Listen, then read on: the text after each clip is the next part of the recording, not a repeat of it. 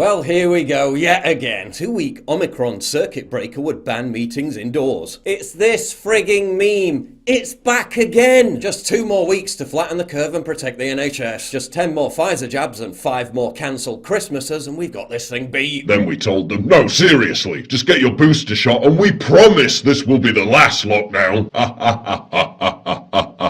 What happened to learning to live with it? There's been 12 total Omicron deaths, and that's with it, not from it. Total corona deaths are down week on week. As Oxford professor Carl Hennigan points out, if you take the cases aside and focus on the data that matters, the number of patients that's admitted had hardly changed in a week. Oh, but it's too early to tell. We don't know what'll happen. Better lock down just in case. Why is it always too early to tell? It's always too early to tell. Until the actual data comes out, disproving their dire doomsday predictions, as it has every time, and then everyone just moves on. They said relaxing the rules in July would cause 7,000 hospitalizations a day. They were spectacularly wrong. They said it would cause 1,000 deaths a day. They were spectacularly wrong. Wrong, wrong, wrong, wrong. And it's all the same people who were wrong every time telling us to lock down again. We teach our kids about not trusting people who repeatedly make false claims via a fable. The boy who cried wolf. Yet the boys who cried wolf over and over again have seized control of our government. Professor Neil Ferguson. 5,000 Omicron deaths a day if we don't lock down harder. The same dude who took the first lockdown so seriously. He spent most of it travelling back and forth across London to shag his married mistress. It is arguably one of the most bewildering trends of the pandemic. The nerds have become cool. These data whiz lads have become rock stars, pumping out best-selling books, TV shows and radio gigs, even sold out live tours. Yeah, pumping out alarmist, spectacularly inaccurate shite that has permanently deformed society, ripped families apart, caused untold cancer deaths, a mental health catastrophe, while ruining countless businesses and livelihoods. Cool rock stars, F off! Graham Medley, the chair of the SAGE Modelling Committee, caught admitting that they deliberately push dubious doomsday models that require restrictions while deliberately ignoring more likely infection outcomes that wouldn't require restrictions. This should be the top news story on every broadcast in the country. It's barely been mentioned. In Denmark, Omicron hospitalizations are 60% down on Delta. In South Africa, the Omicron hospitalization rate is currently running at less than a tenth of the hospitalization rate of Delta at the same point in the epidemic. 1.7% versus 19%. The epicenter of the outbreak, Gauteng, is now clearly past its peak and on the decline. Their health minister says the restrictions, which are at their lowest level, don't need to be raised. He's telling South Africans to go and enjoy their Christmas, while Boris the twat is gearing up to ban us from meeting our own family members again. It is weird, isn't it? Because we all think of Boris Johnson as being cuddly and affable and having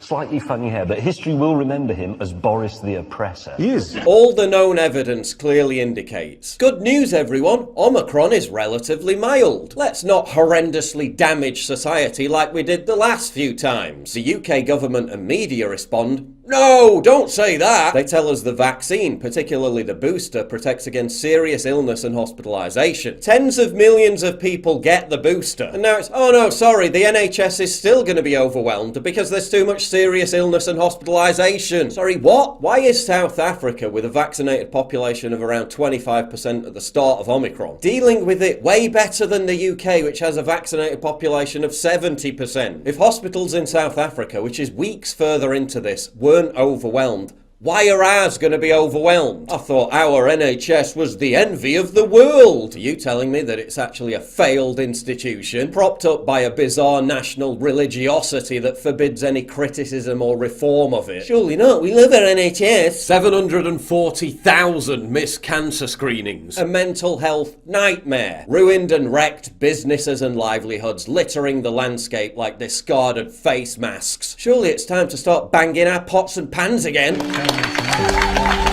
If an institution with $1 billion budget every few days and 1.4 million employees can't even cope with an extra few thousand hospitalizations a day across the entire country, can't cope with a variant that has so far killed 12 people, undoubtedly with it, not from it. And how many of those 10 people with Omicron are on ventilators?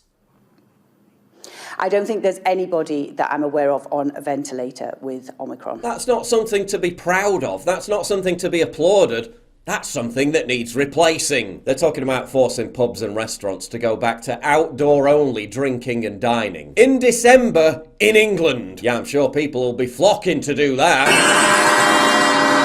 That's just a cop-out, so you can continue to claim it's just restrictions. Call it what it is. It's not a circuit breaker, it's a lockdown in all but name. They're considering keeping this new lockdown in place until a certain number get the booster shot. Like a little kid being told he can't have any dessert until he's finished his vegetables. And in the absence of any rational justification for further lockdowns, just scapegoat the unvaccinated. There's still 10% of our population that have chosen for whatever reason not to get vaccinated.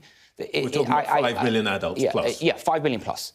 And I just cannot emphasise enough the impact that they are having on the rest of society. They must really think about the damage they are doing to society. Yeah, you know the biggest problem in society? People who don't blindly trust government and giant pharmaceutical corporations with multi-decade records of corruption and malfeasance. They're the real threat. They need to be dealt with. An unvaccinated, fit and healthy mother has died from coronavirus. Fit and healthy? Just take the vaccine and life will return to normal. Now, 45% of the British public think life will never return to normal. Maybe if we inject toddlers with 3 vaccines, then we'll get our freedoms back. No, how about 10 jabs, 50 jabs, 2,000 jabs? Unvaccinated children are at high risk of limiting pharmaceutical company profits. And to make matters worse, the branch COVIDians are still flooding Twitter with those spicy, "Oh, it's just like World War II, just shut up and comply" memes. If the Blitz happened in 2021. Yeah, because the Nazi war machine raining down bombs on London for 56 nights in a row is totally the same as a virus with a 99.7% survival rate for every age group below the top one. And we didn't even lock down during the Blitz, you utter melt. Whatever Boris announces today, it won't be enough for these spineless cowards. The government could weld them inside their own homes and they wouldn't be happy. Govern me harder, Daddy! Here's an idea. How about we stop paying them to sit on their arses to do nothing? Then we'll see how quickly their opinion changes.